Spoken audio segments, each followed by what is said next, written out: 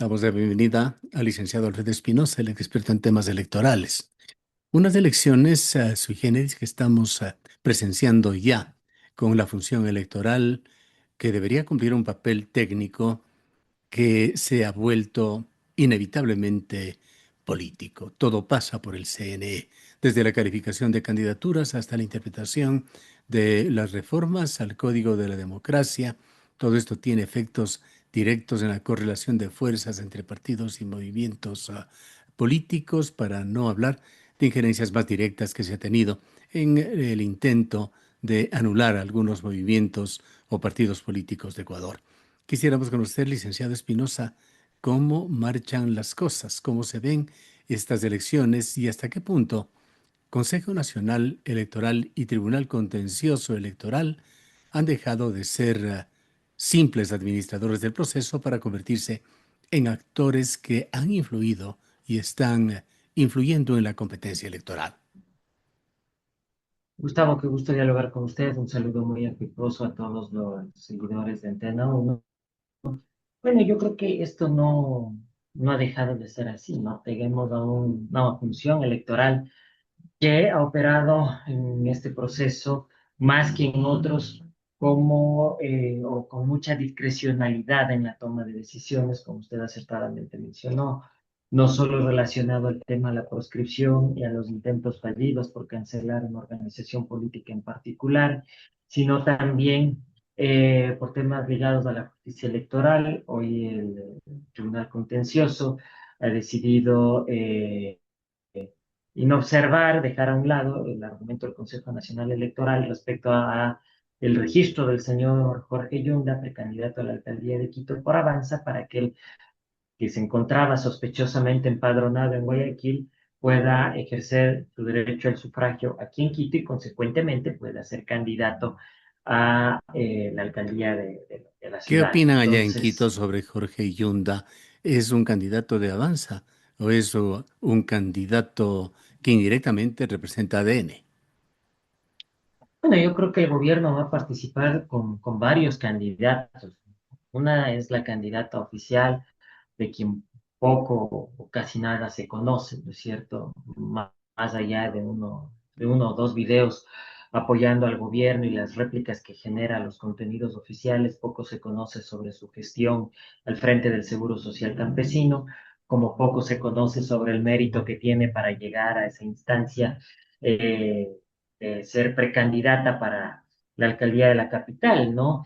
Entonces, me parece que este elemento que estoy mencionando, ligado a tener un 74% de baja en popularidad y confianza, según la última encuesta del CIES, con relación a la imagen del presidente, hacen que el gobierno no ponga, por decirlo de alguna manera, todos los huevos dentro de una misma cesta y que más bien busque diversificar su oferta electoral a través de acuerdos con otros precandidatos y otras organizaciones políticas. Es ahí en donde aparecen candidaturas como las de Jorge Yunda, potencialmente la de Wilson Merino y posiblemente, si es que se llegara a concretar y superar los dilemas de la democracia interna dentro del Partido Izquierda Democrática, tal vez la del señor Juan Esteban Guarderas, tal vez, pero al menos hay dos o tres candidatos con los que participaría el gobierno, que serían soterradamente, me refiero, ¿no es cierto?, Yunda Merino y oficialmente la señora o señorita Ubidia. ¿Cuál es la situación de Izquierda Democrática? Coméntenos, más allá de que este partido es un partido conocido, no está en sus mejores tiempos, sin duda, y desde hace rato, pero tiene influencia en diversas ciudades del país, como aquí en la ciudad de Cuenca, una candidatura relevante, la de Yacu Pérez, dependía de Izquierda Democrática. Sí, totalmente. Bueno, yo me permitiría decir, querido Gustavo, que si el doctor Borja estuviera vivo, luego de ver todo lo que está haciendo la dirigencia del partido que fundó, pues indudablemente pasaría por su segundo deceso. Esta sería la segunda muerte de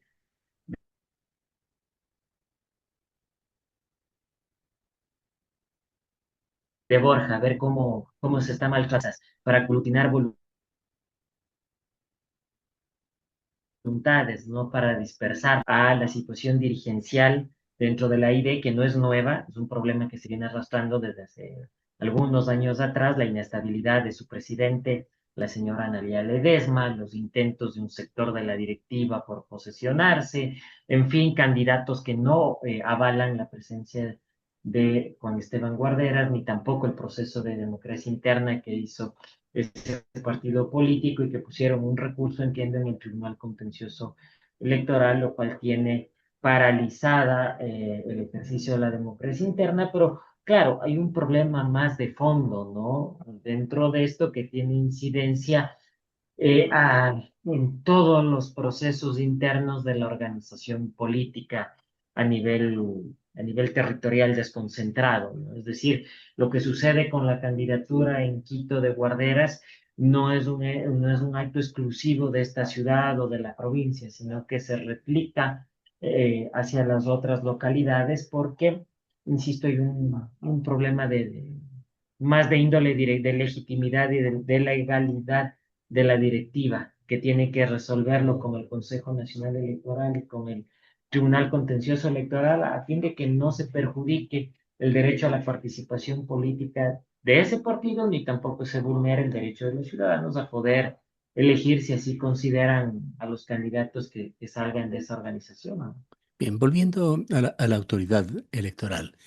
¿Qué recientes decisiones del Consejo Nacional Electoral ha visto usted como generadoras de incentivos o desincentivos para los partidos y movimientos? A mí me preocupa mucho este tema de lo que pasó con el señor Jorge Yunda. Esto de aparecer sospechosamente empadronado y por ende con domicilio electoral en la ciudad de Guayaquil, pese a que es evidente que él realiza sus actividades aquí en Quito, me parece profundamente sospechoso, pero no es nuevo. Recordemos lo que pasó con la señora Verónica Silva en el proceso de elecciones generales del 2025.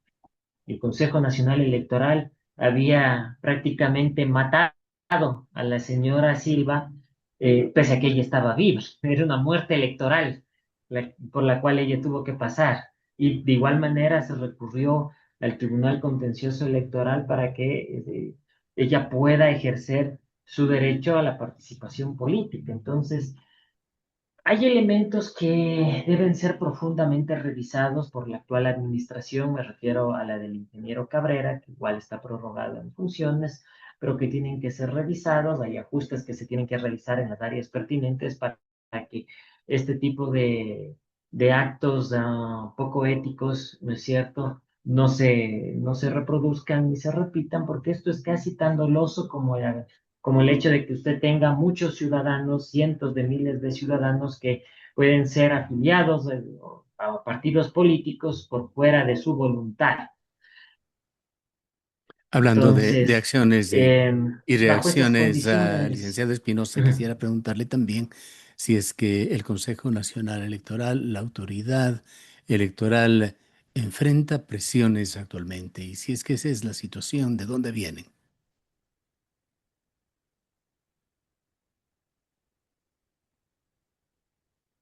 eso tendremos que medirlo con el paso de los días, porque hay un pedido de revocatoria de mandato al que tiene que dar respuesta el Consejo Electoral. Y ahí podremos evidenciar el nivel de compromiso que tiene la actual administración del Consejo o con el gobierno o con los partidos políticos que auspiciaron a las actuales autoridades para que lleguen a estos puestos. Me refiero al Partido Social Cristiano y al correísmo. Ese es uno de los medidores que vamos a ver, es decir, si el Consejo Nacional Electoral decide entregar los formularios para que los colectivos ciudadanos y los grupos de la sociedad civil puedan recoger firmas para emprender este proceso de revocatoria del mandato presidencial o no.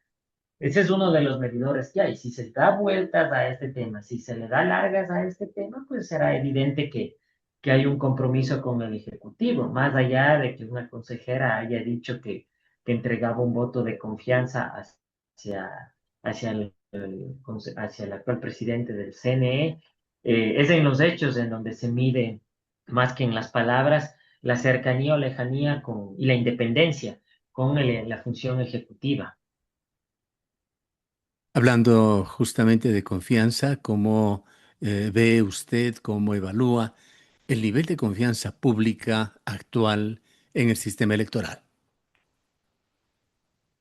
Bueno, es uno de los peores, lastimosamente, es uno de los peores a nivel regional.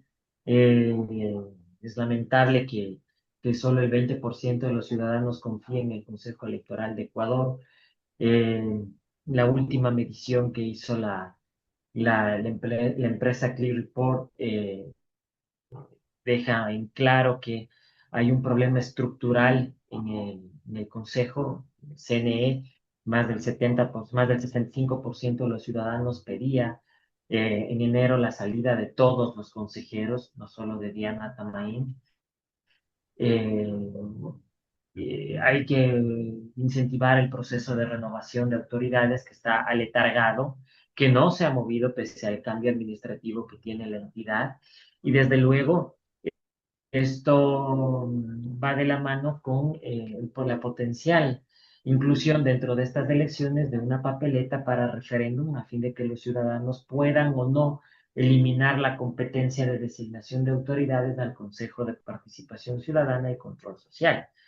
Yo particularmente creo que más allá de que el gobierno cumpla con el requisito formal y de campaña de presentar esa papeleta como una opción para eliminar el Consejo de Participación Ciudadana, creo que la intención real no es la eliminación, porque son conscientes de que si ponen esa papeleta junto a la de un proceso electoral en donde se evalúa la confianza por la cual atraviesa el actual gobierno, todo esto decantará en que tendremos una elección absolutamente plebiscitaria. Consecuentemente, esto traerá o dará lugar a que tengamos más autoridades prorrogadas y que el Consejo de Participación Ciudadana siga negociando, ¿no es cierto?, a la interna las distintas designaciones de autoridades como lo ha venido haciendo a través de sus consejeros, que dicho sea de paso, se pretenden reelegir para esta elección.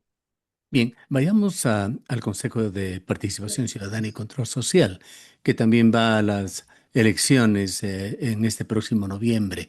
¿Qué es lo que revelan esos 308 candidatos? Varios de ellos son ex vocales o han tenido algún grado de participación en ese organismo. ¿Y qué dicen también ese número muy parecido de 280 y algo más de denuncias en contra de los aspirantes? Mire, frente a esto hay algo que es absolutamente sospechoso, Gustavo, y es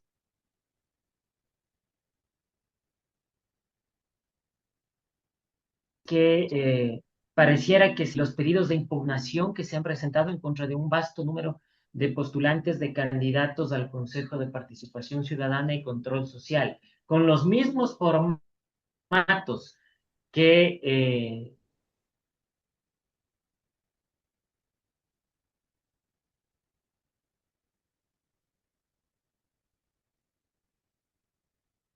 se utilizaron,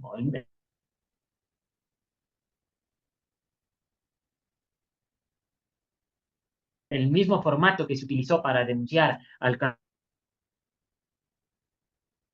candidato A, se ha nuevamente. Entonces, muy direccionado de que aquellas personas que son vistas sociales que aspiran.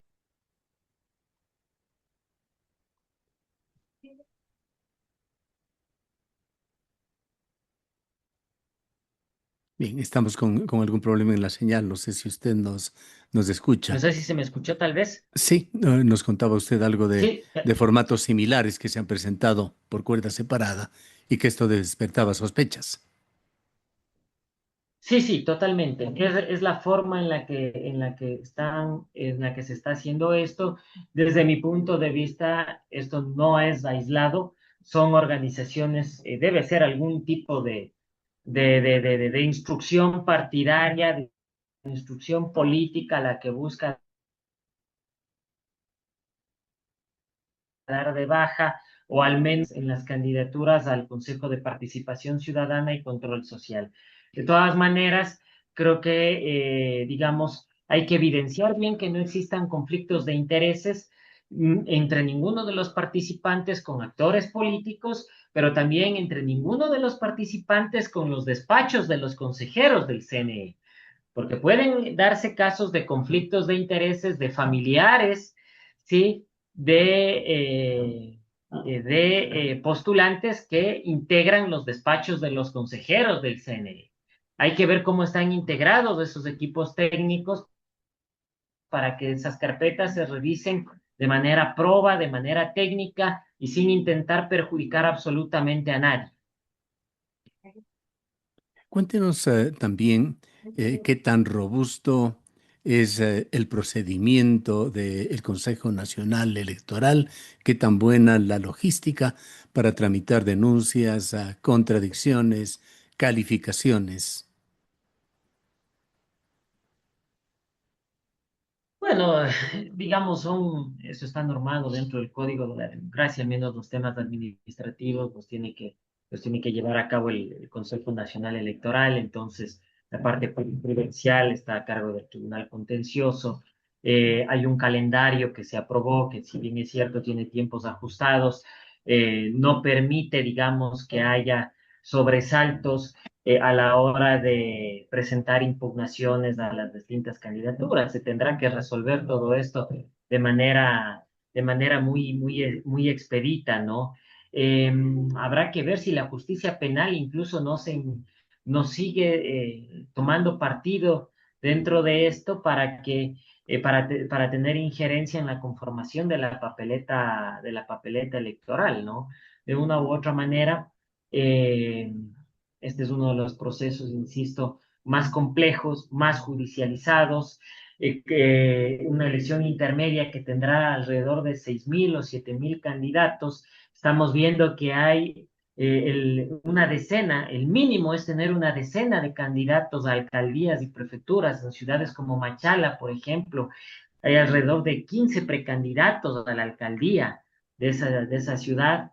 Entonces, vamos a tener un número muy abultado, ¿sí? De candidatos y esto, en lugar de nutrir la posibilidad de que los ciudadanos puedan escoger mejor, lo que va a hacer es dispersar aún más voluntades y es claro que la cantidad de información que se reciba de parte de candidatos y partidos sea poco analizada a la hora de tomar un voto.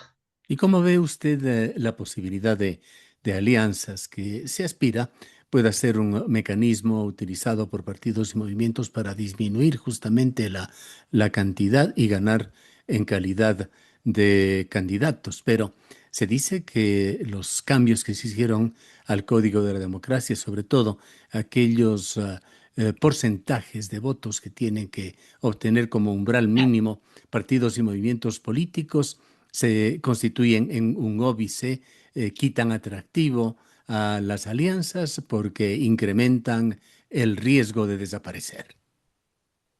Sí, así es. Las reglas del juego han cambiado. Se pueden desarrollar alianzas. De hecho, desde el 3 de julio hasta el 18 de este mes, los partidos y movimientos políticos pueden registrar sus alianzas, ¿no es cierto? Pero ya no hay los mismos incentivos que tenían antes en materia de promoción electoral, ¿no es cierto? Y otros más que permitían que no desaparezcan, ¿sí? Que puedan sortear un poco, ¿no es cierto?, las barreras de salida para los procesos de extinción para los procesos de extinción en caso de que no cumplan con los umbrales correspondientes, ¿no? Antes era el 4%, hoy es del 5%. Entonces, eh, en términos conceptuales, una alianza electoral debería permitir agregar voluntades y evitar dispersiones. Lastimosamente eso no ha funcionado ni antes ni tampoco va a funcionar ahora. Lo que sí funciona es depurar el sistema de partidos, ¿no es cierto? Iniciando los correspondientes procesos de extinción luego de esta elección. Luego de este proceso electoral al menos una decena de partidos nacionales entrarán en proceso de desaparición y un número quizá mucho más grande de organizaciones políticas locales. ¿Cuál es el problema? Que el sistema electoral ecuatoriano está compuesto bajo una modalidad de círculo vicioso, porque si usted consigue la extinción y la eliminación de esos partidos, con la última reforma que se hizo, lastimosamente, dado que no se ha topado las condiciones para crear una organización política, aquellos que fueron eliminados pueden otra vez buscar firmas, poner otro nombre, poner otro logo, poner otro postulado político filosófico y volver a participar. Es un círculo vicioso, lastimosamente, en el que nos encontramos. Bien, para finalizar, licenciado Espinosa, ¿cuáles son los riesgos más inmediatos que se observan para estas elecciones y qué reformas estructurales deberían discutirse después de este proceso para evitar sobre todo que el árbitro siga siendo como un actor político? Lo principal sería que todos los consejeros renuncien y que se puedan retirar a su Que se casa, reorganice. que se reorganicen, ¿no? Que renuncien y que el Consejo de Participación Ciudadana haga su trabajo y de manera inmediata desarrolle las siguientes etapas del concurso de Bien. méritos de oposición para que se dé la prueba oral y escrita. Algo adicional, dígame en su respuesta. ¿Confía usted en el sistema de escrutinios? Difícil. Sí, sí. Manejado y con supervisión de la observación electoral internacional, sí. Ujú. Bien, que es un factor que no todos confían, no confían particularmente en quien dirige el CNE, el ingeniero José Cabrera. Bien, quiero agradecerle mucho por su presencia. Gracias a usted, siempre es un honor, Gustavo. Declaraciones del licenciado Alfredo Espinosa, experto en temas electorales.